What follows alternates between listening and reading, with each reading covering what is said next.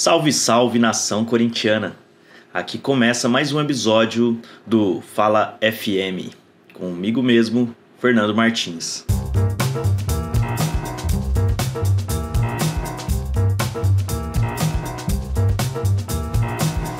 Bom, o episódio de hoje acho que não poderia falar de outra coisa que não fazer um balanço aí, né? Fazer uma síntese do que foi a nossa participação na Supercopa Feminina, né? Acho que depois de 3 jogos, com 2 meses de pré-temporada, de treinamentos, a gente pôde aí ter a oportunidade de acompanhar o Corinthians por 3 jogos diferentes.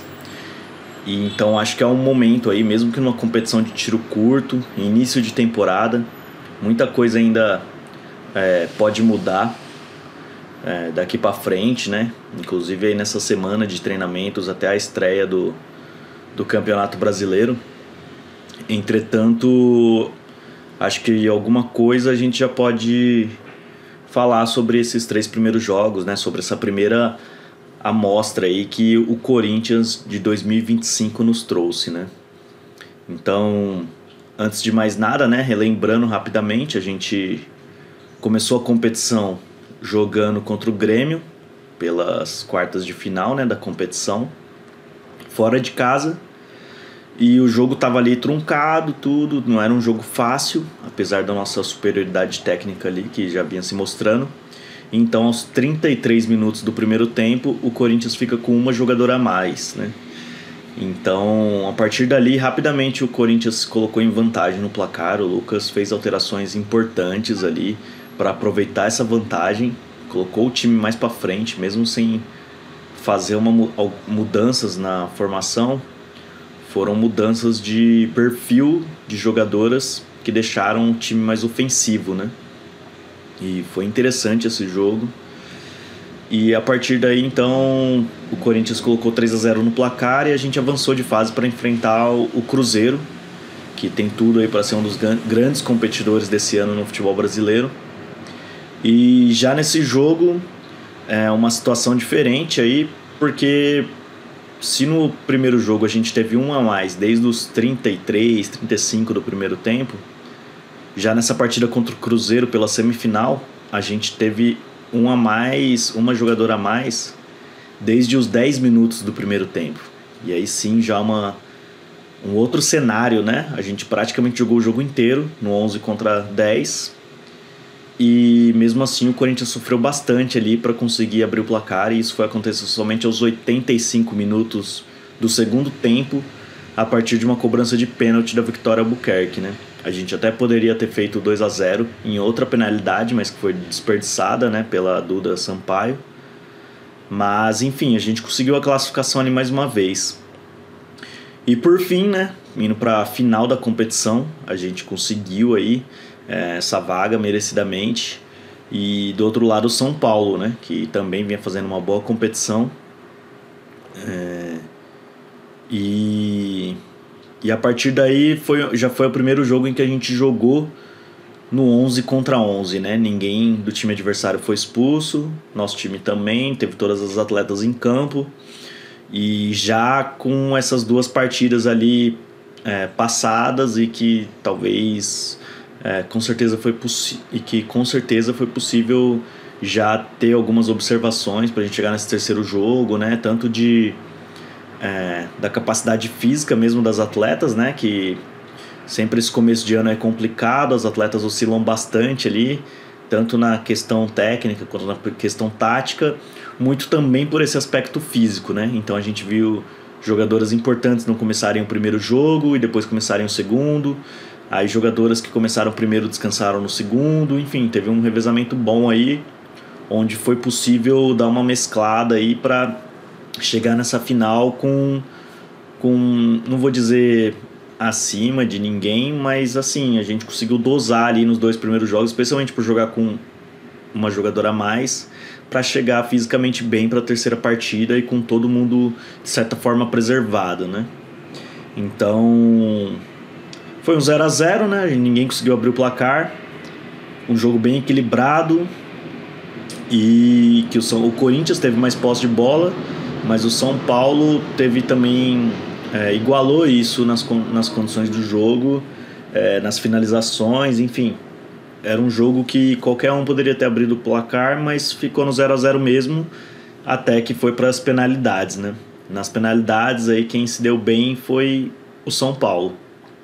Até no jogo normal, até no período regular do jogo, o São Paulo teve um pênalti a seu favor e a Lelê defendeu a cobrança da Camilinha, né? Então, se a gente teve mais posse de bola ali, certamente a principal chance de gol foi essa do São Paulo.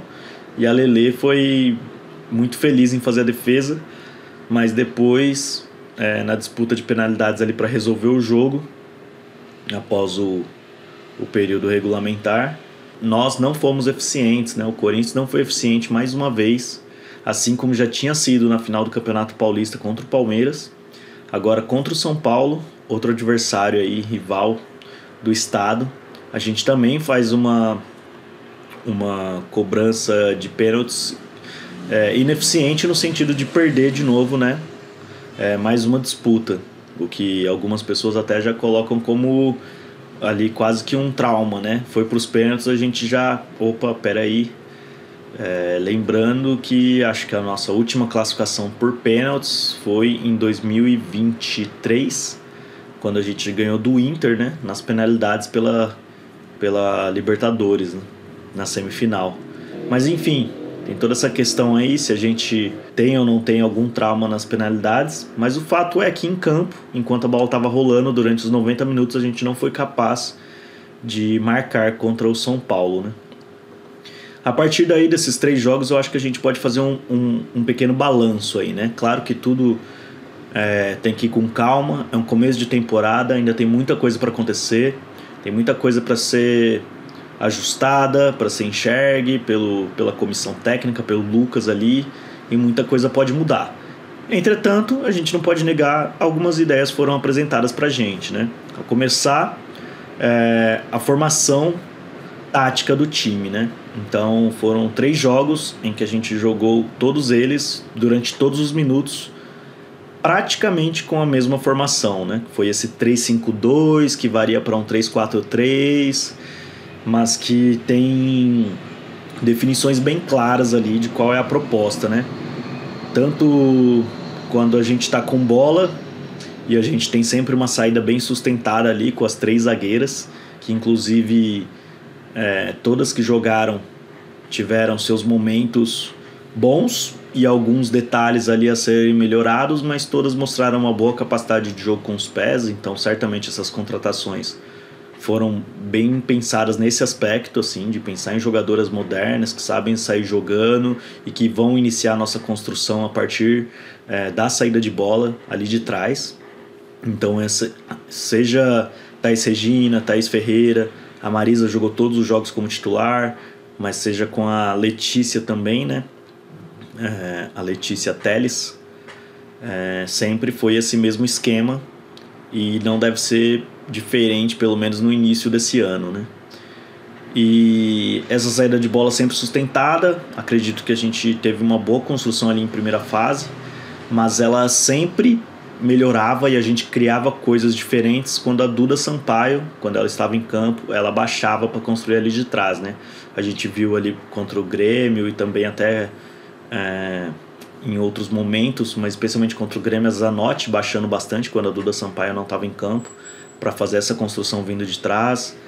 A Andressa Alves buscou bastante a bola também um pouco mais atrás, não tanto, mas ali no meio de campo ela voltou para construir, revezando também ali com a Zanotti quando ela estava ali de 10, revezando com a Victoria Albuquerque, enfim. Então a ideia é mais ou menos essa, né? 3 zagueiras que constroem bem partindo de trás, 2 laterais que tem bastante liberdade para apoiar, e isso, né, teve um revezamento ali. Primeiro jogo foi Leticinha pela direita, depois os 2 próximos jogos começou com a Paulinha, depois teve também por ali a Robledo, depois já pelo lado esquerdo, né, a ala esquerda, jogou num primeiro momento a Tamires, depois jogou a Juliette. Elas revezaram bastante, né, ali também até para poupar a Tamires, que vem de lesão do ano passado.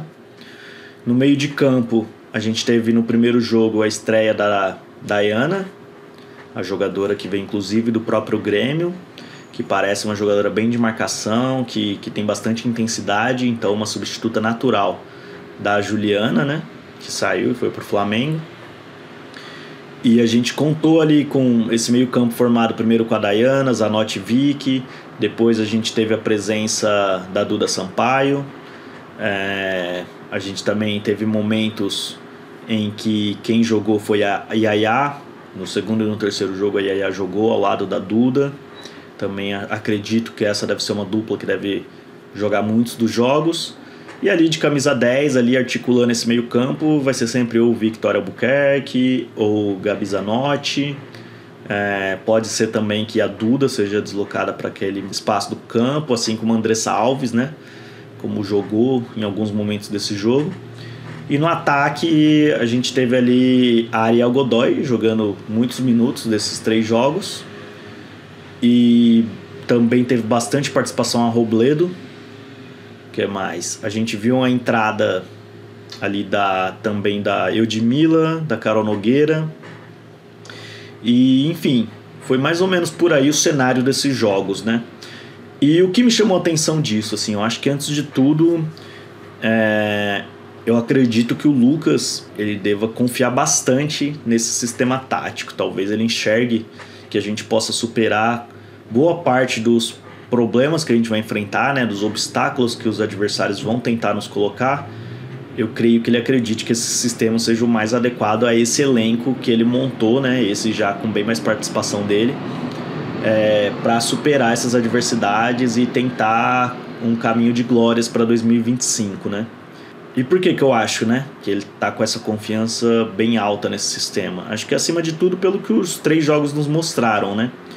Foram 3 jogos, ou seja, 270 minutos, fora os acréscimos, mais cerca de, não sei, talvez 30 minutos, 40 minutos de acréscimos, 10 por cada jogo, talvez, no máximo, por aí.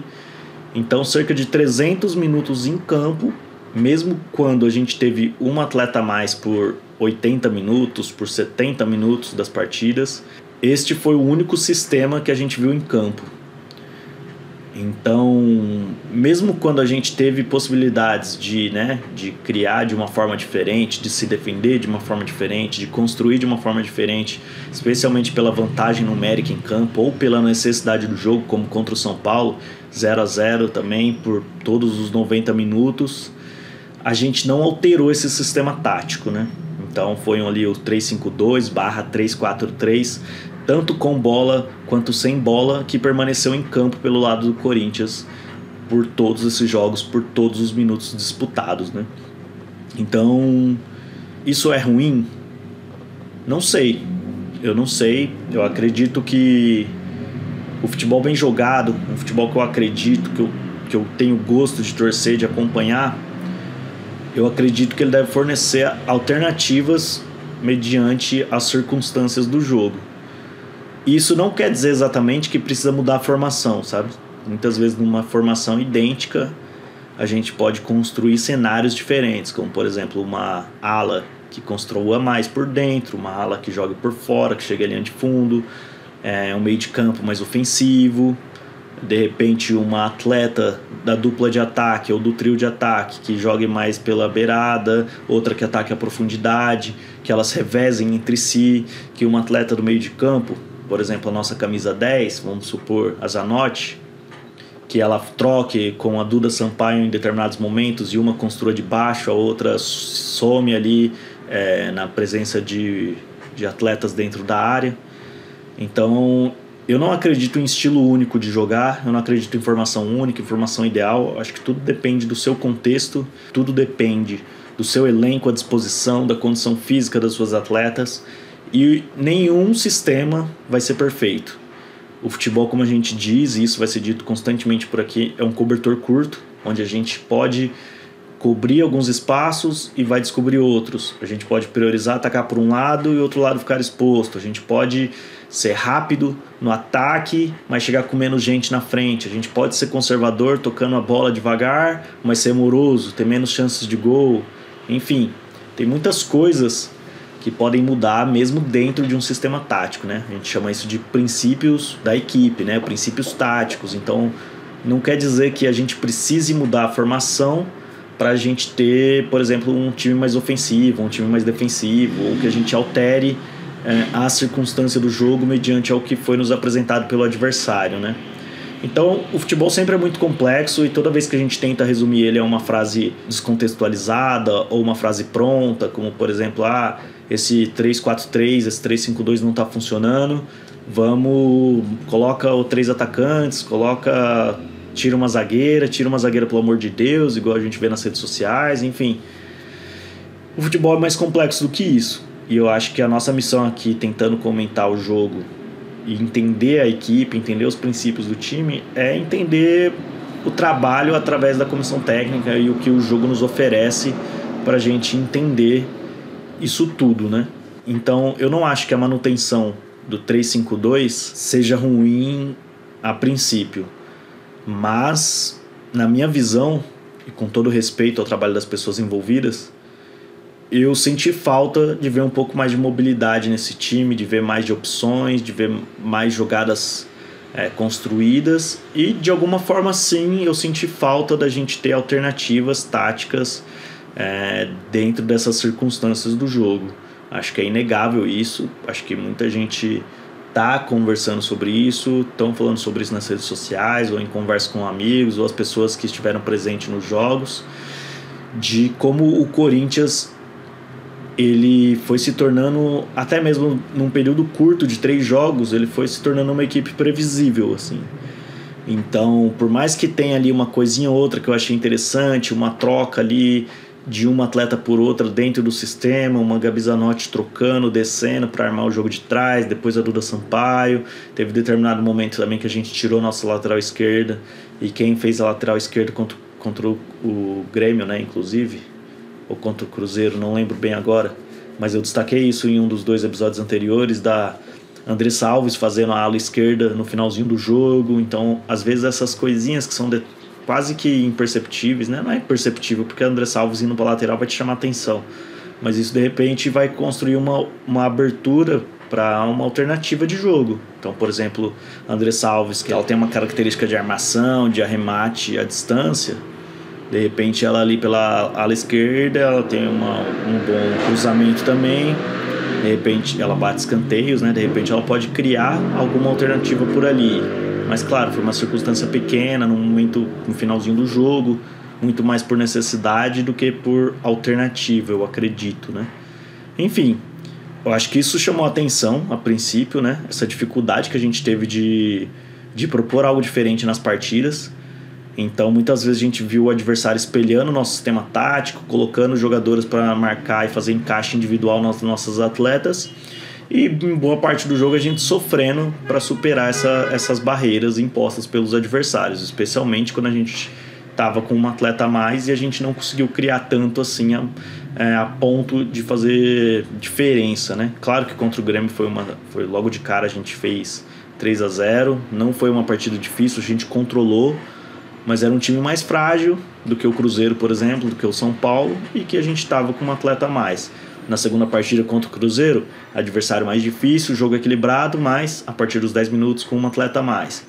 E aí, até os 80 minutos, a gente não consegue atacar de forma consistente essa equipe. O time adversário, né, de Jonas Urias, como a gente falou no episódio anterior, atacando a gente quase que o time adversário, né, como a gente falou no episódio anterior, nos atacando, fazendo marcação-pressão na gente, como se estivesse com o mesmo número de atletas em campo, até o final do jogo, a gente sofrendo, tomando contra-ataque, aí a gente ia lá, fazia um ataque legal, mas sabe, uma coisa muito equilibrada para quem estava com um atleta a mais. E sim, de fato, eu questionei essa facilidade, né, que um time adversário com um atleta a menos, essa facilidade não vem automática, assim, né? Muitas vezes ela até fica um jogo mais difícil, fica mais truncado, porque o atleta baixa a linha de marcação e se preocupa só em se defender. Mas a realidade é que o Cruzeiro não fez só isso, né? O Cruzeiro tentou nos pressionar lá em cima, o Cruzeiro tentou sair para o contra-ataque, e muitas vezes até a gente alcançou um êxito melhor nas jogadas exatamente por essa postura do Cruzeiro. Então teve jogo ali, teve um jogo equilibrado para times que estavam com um número de atletas diferentes em campo. Até aí tudo bem, acontece, dá para um time nos propor uma dificuldade imensa, mesmo com um atleta a menos, sendo um time organizado, que também está com um treinador aí há 1 ano e meio, como a gente, né? Há 1 ano e 3 meses, enfim, mesmo período do Lucas, o Jonas está ali no Cruzeiro, um pouco mais talvez, um pouco menos, mas é o mesmo período que eles chegaram. E o fato é que, na minha visão, faltou um pouco de ideias mesmo ali, no sentido de oferecer uma alternativa diferente, né? E eu digo isso especialmente em momentos onde, por exemplo, no jogo contra o Cruzeiro, a gente teve um atleta a mais e o Cruzeiro se defendeu com 2 linhas de 4 e uma pessoa só à frente, pressionando a nossa primeira fase de construção. E a gente ficava com muito atleta participando dessa fase inicial do jogo, né, da nossa organização ofensiva. Então era comum a gente ver ali as 3 atletas fazendo a saída de bola e uma atleta só do Cruzeiro à frente, tentando pressionar um pouquinho ali, fazer uma sombra para dificultar, mas também nem era muita preocupação do time, e a gente continuou até o fim da partida com essas 3 atletas e ainda com a Duda Sampaio se aproximando, né, para fazer essa construção. Então questionei no segundo episódio, volto a falar disso aqui, né, sobre será que precisava mesmo dessa primeira fase ser mantida com essas 3 defensoras e a gente construindo dessa forma?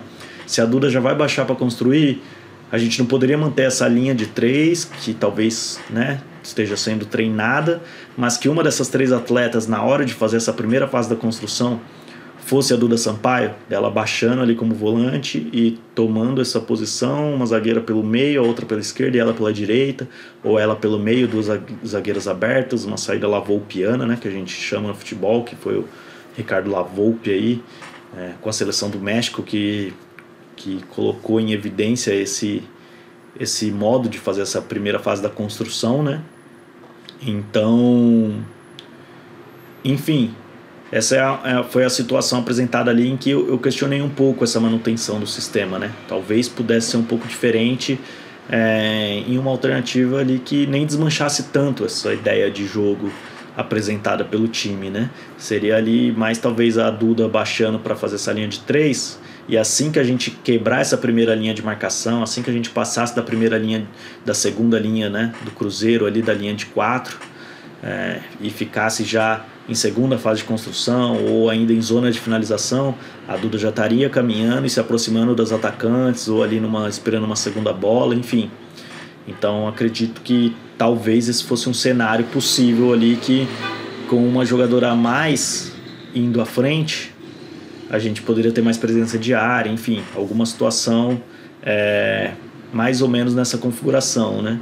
Já contra o São Paulo, acho que bem parecido assim, a gente teve muita dificuldade de criação, a gente teve dificuldade de transformar a nossa posse de bola em finalizações, né, em arremates para o gol.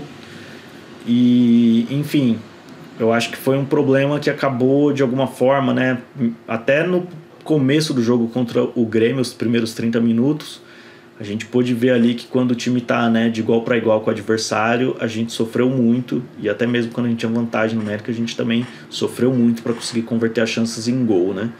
Então fica aí, eu acho que isso é uma coisa que a gente vai observar aí no futuro próximo, de tentar entender se esse é o sistema único mesmo de jogo que o Corinthians vai tentar encaixar para o Campeonato Brasileiro, para a Copa do Brasil, para a Libertadores e para o Paulista, né, lá na frente, ou se isso foi só esse momento de testar essa formação, vamos ver se ela funciona, a gente vai jogar a competição inteira com essa formação e ver se ela funciona. Se não funcionar, a gente já abre mão, volta para o que a gente já fez, ou é assim, a gente já testou outras formações no ano passado, agora eu quero testar essa por uma competição inteira, e pela frente agora para os próximos jogos a gente vai ter mais mescla, vai ter mais variação. É uma coisa que a gente vai ficar de olho para tentar entender, né? E aí, que mais? E a partir disso, né, eu acho que esses jogos e esse esquema tático, essas ideias, a gente pode passar para um segundo tópico da discussão, que é falar sobre o ataque do Corinthians, né? E que a gente viu aí nessa dificuldade de criação, de poucas alternativas para solucionar uma partida, e eu acho que isso tem tudo a ver com o mercado que o Corinthians fez nessa janela de transferências, né? Primeiro destacar aí, claro, né, a grande qualidade, a eficiência, né, do Corinthians, que teve em trazer atletas muito competentes aí no nosso passado, construir essas atletas, fazer a evolução delas a ponto da gente ter em 2023 e em 2024 muitas atletas de ataque na seleção, né? Então a gente teve ali até o fim de 2022 a presença da Adriana, que é presença constante na seleção.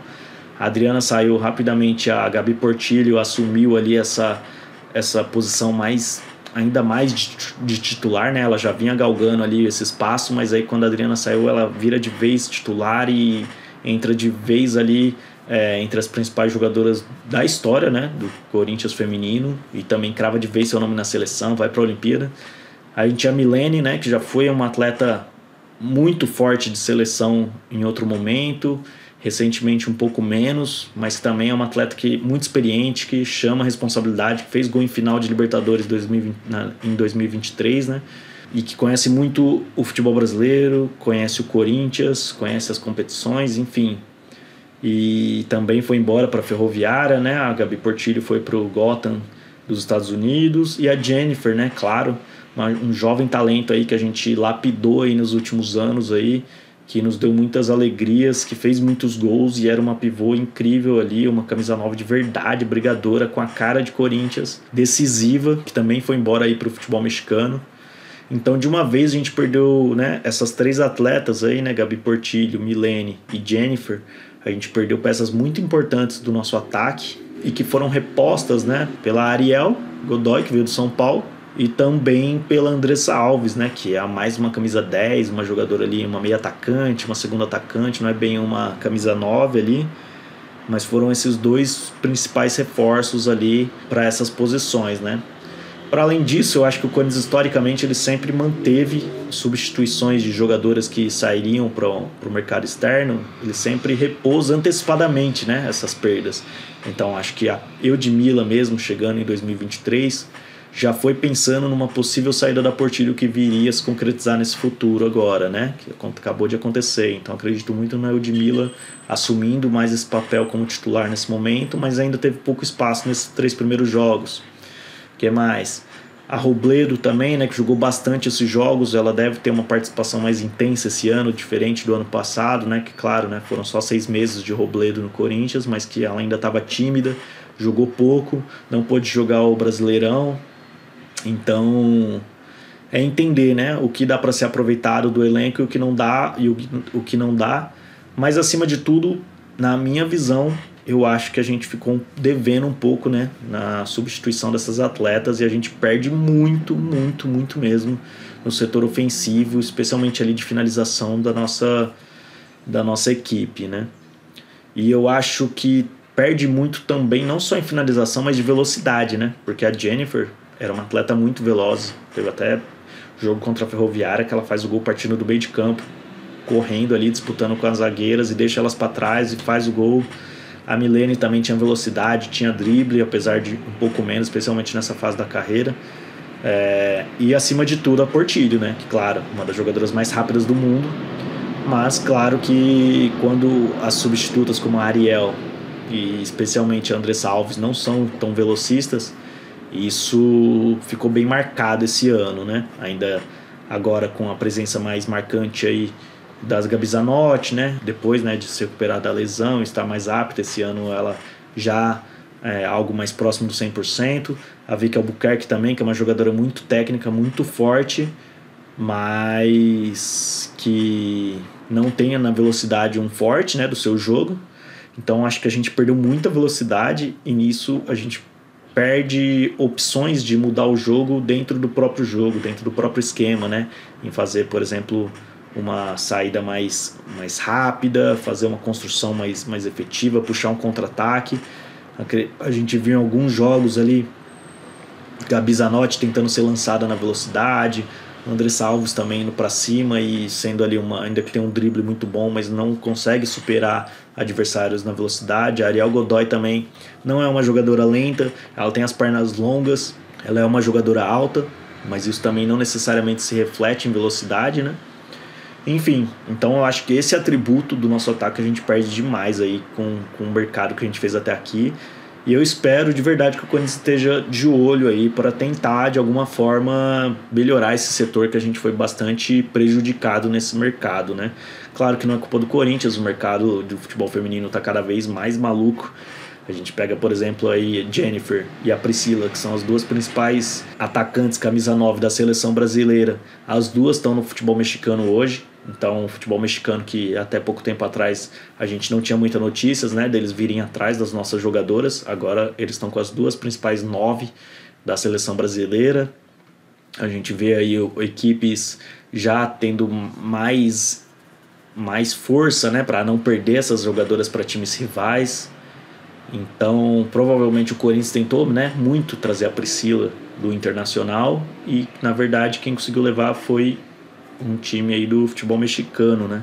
Então, o mercado mudou e a gente está tentando se acostumar com ele, tentando entender essa nova cena, né, do futebol feminino, e vai ser cada vez mais difícil, né? O que volta naquela tese que a gente já falou bastante aí em conversas por aí, né? Ainda na gravação do podcast eu ainda não falei muito sobre isso, mas é que cada vez mais o Corinthians vai se aproximando do resto dos outros times, né? Desse pelotão aí de clubes do futebol feminino e deixando de ser um time alienígena, né? Um time extraterrestre ali do futebol feminino, que parece estar em outro patamar, né? Então acho que essa distância vem diminuindo, não só por culpa do Corinthians, mas também pela efetividade dos outros times, né? Mas claro que perder uma diretora como a Cris, né, que já era muito experiente no cargo, isso não significa um menosprezo ao trabalho da Iris, muito pelo contrário, mas a Iris ainda vai caminhar para chegar ali onde a Cris chegou, né? Mesma coisa do Lucas em relação ao Arthur, né? É claro, o pessoal fala, depois que o Arthur Elias saiu, o Corinthians nunca mais foi o mesmo. Porra, é óbvio, né? O melhor treinador do país, o treinador da seleção brasileira, que já chegou sendo medalha de prata numa Olimpíada. É claro que a gente vai sentir, e como eu falei no primeiro episódio, poderia ser o Guardiola substituindo o Arthur, que a gente ainda ia sentir muito, que ainda ia fazer muita falta, e seria um cenário muito difícil aí pra gente repor, né? Então, acho que fica essa observação aí, né? Que não quer dizer que essas coisas que estão sendo apontadas aqui sobre o nosso ataque, sobre as reposições que foram feitas, não necessariamente signifique uma crítica direta ao departamento de futebol feminino do Corinthians, né? Mas sim também da gente olhar para o contexto e entender esse cenário, né? A gente vê aí muitos clubes tendo dificuldades de ou manter suas jogadoras ou fazer contratações, né? Então acho que é meio que por aí que a gente tem que pensar, né? Analisar o contexto, analisar as circunstâncias, analisar as outras equipes, analisar quem está tirando jogadores do país, enfim, tem muita coisa aí para a gente prestar atenção, né?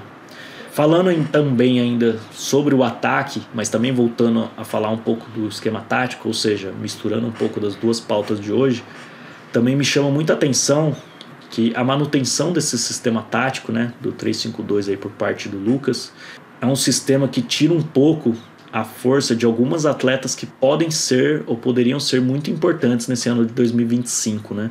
Que é o quê? Quando a gente escolhe jogar com uma linha de 3 atrás e as laterais, né, do campo, a amplitude sendo preenchida por duas alas, quem é que vai perder um pouco nessa, né?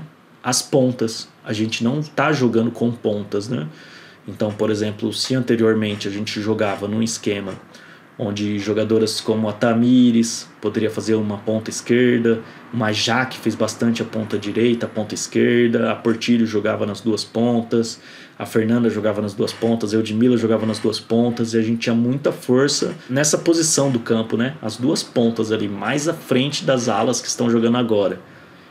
E aí a gente antes jogava com as laterais, elas ajudavam a construir por ali, às vezes a Tamires estava de lateral, às vezes a Yasmin, né, lateral esquerda, ou até a Isabela, no outro lado Leticinha, Isabela, Paulinha, enfim, essas jogadoras já ajudavam na construção, já vinham preenchendo a lateral, e à frente delas tinham quase sempre pontas ali jogando, né? E quando a gente escolhe jogar num 3-5-2, aí agora a gente vai entender, né? Por exemplo, a Jaque, onde ela vai jogar quando ela estiver apta a estar em campo? Vai jogar no ataque, como dupla de ataque? Eu não acredito muito na eficiência dela nesse setor do campo ali. Ela, mesmo que ela consiga ali, ela acho que naturalmente ela vai sempre cair para a ponta, mas aí ela vai tirar um pouco do espaço dessa ala pela direita, né? Ou ela vai jogar de ala mesmo, né? Como ela já jogou com o Arthur Elias em algumas situações para trazer ofensividade para o time, ela vai ser a ala direita, e quando a gente estiver sem bola, quando a gente estiver sendo pressionado, ela baixa para fazer ali, construir uma linha de 5, como aconteceu algumas vezes, né, no jogo. Geralmente quando o time adversário nos atacava já mais próximo do nossa meta, as nossas duas alas elas baixavam e montavam uma linha de 5, né? Essa foi quase que a única alteração que a gente viu nesses jogos, né? Então a gente vai contar com a Jaqueline fazendo essa reposição e preenchendo essa linha de 5, baixando para marcar, ou a Tamires, sabe? E aí quando a gente tiver com a bola de novo, elas vão ter que percorrer o campo todo para chegar à fase de ataque. Acho que essa é uma questão que a gente tem, né? E não só a Jaqueline, né? Como eu falei, até a própria Ludmilla, que eu aposto bastante, ou apostava bastante para esse ano. Agora eu já não sei mais onde ela vai jogar, né? Até no jogo que ela entrou ali contra o Cruzeiro, ela entrou mais no ataque, mas ela apareceu um pouco pela beirada, ela tentou costurar ali pelo meio, mas é uma jogadora de velocidade, de drible em velocidade, que precisa de espaço, né? Então por isso que quase sempre ela jogou em uma das duas pontas e quase sempre pela ponta direita, inclusive, aproveitando sobretudo a sua grande capacidade de jogo com os dois pés, né? A gente até tem dificuldade de saber se ela é destra, se ela é canhota, porque ela tem muita facilidade em construir, em bater, né? Chutar pro gol com as duas pernas. E também, claro, lembrando aqui a Carol Nogueira, né? Que até entrou aí em determinados momentos aí desses jogos, mas que ano passado ela teve destaque ali, principalmente no segundo semestre, ela jogou muito, foi uma das atletas que foram inscritas para a Libertadores, teve participação importante. É uma jogadora muito aguerrida, que briga muito pela bola, que tem velocidade pra caramba. Então é uma jogadora, junto com a Ludmilla, junto com a Jaque também, que poderia nos trazer um pouco dessa solução para a lentidão que foi apresentada nesse começo de temporada. E que quase sempre ela vai jogar pelas beiradas, né? Ela entrou nesses jogos aí também ali tentando ficar mais apta para o contra-ataque, mais presente ali como dupla de ataque. Mas eu acredito que onde ela mais se destacou tenha sido nas beiradas, porque também, mais até do que a Ludmilla, mais do que a Jaque, essa é uma jogadora muito de beirada ou muito de contra-ataque, porque ela precisa de espaço, né? Uma jogadora que não tem um passe tão qualificado, não tem um bate pro gol tão assertivo como essas outras duas atletas, mas que tem uma velocidade, uma explosão e também tem uma reposição ali quando precisa se defender muito forte. E que poderia, né, depois de fazer um grande segundo semestre ano passado, renovar o seu contrato por mais 2 temporadas. Eu achava que poderia ser um ano dela se afirmar nesse time, mas nesse esquema eu não vejo muito bem onde ela pode se encaixar, se é como atacante, se é como ala, ou se teremos alternativas a isso no futuro próximo, né? Então, enfim, eu acho que é isso que eu queria comentar. Eu acho que consegui aqui resumir boa parte do que eu queria falar desses jogos. Até a minha luzinha aqui acabou a bateria, já estava meio no finalzinho, uma das luzes acabou a bateria, mas acredito que era um pouco isso o que eu queria trazer para essa conversa com vocês, né? De refletir um pouco sobre esse sistema tático utilizado em todos os minutos desses jogos e também falar sobre as nossas posições de ataque e sobre um pouco do mercado que a gente fez, né? Então, foi legal, foi interessante, foi uma competição boa. É triste perder, acho que isso gera sentimentos muito, muito à flor da pele, né, dos torcedores, e muitas vezes a gente até pode ser que faça análises precipitadas, mas em alguma parte essas análises também têm sua razão, as pessoas também estão olhando para o campo e também estão enxergando situações a qual elas podem gostar ou não, né? Então, eu acho que as críticas são válidas, a gente não está acostumado a perder um campeonato, a gente não sabia o que era perder ainda a Supercopa Feminina, já que a gente foi campeãs em todas as edições que teve até aqui, né? Desde 2022, aí, tricampeãs desse campeonato, e pela primeira vez a gente perde esse título fazendo uma partida bem ineficiente, uma partida bem aquém do esperado nessa final, né? E justamente a gente que gosta de crescer em jogo importante, que a gente mostra nosso futebol em jogos importantes, quase sempre foi assim. Então a gente fica ainda mais chateado com essa derrota, e acho que os torcedores vão ter sua razão em fazer essas críticas, sim, desde que, claro, com respeito, enfim, tentando entender o jogo, e a gente está aqui para tentar somar nessas percepções, né?